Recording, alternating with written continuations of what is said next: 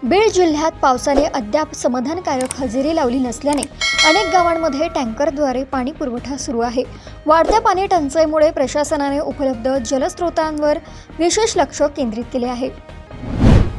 लातूर जिल्ह्यात डिझेल पुरवठ्यातील अडचणीमुळे खरीप हंगामापूर्वीची मशागत आणि शेतीची इतर कामे प्रभावित होत आहेत। त्यामुळे शेतकऱ्यांमध्ये चिंता व्यक्त केली जात आहे।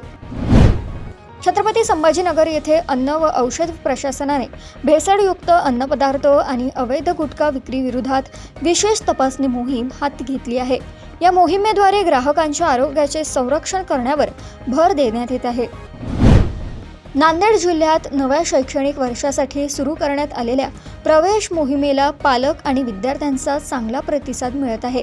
जिल्हा परिषद शाळांमधील विद्यार्थी संख्या वाढवण्यासाठी विविध उपक्रम राबवले जात आहेत। परभणी जिल्ह्यात खरीप हंगामाच्या पार्श्वभूमीवर धरणांतील पाणीसाठा, पाणीपुरवठा आणि सिंचन व्यवस्थेचा आढावा घेण्यासाठी प्रशासनाची विशेष बैठक पार पडली। आगामी हंगामासाठी नियोजनावर भर देण्यात आला।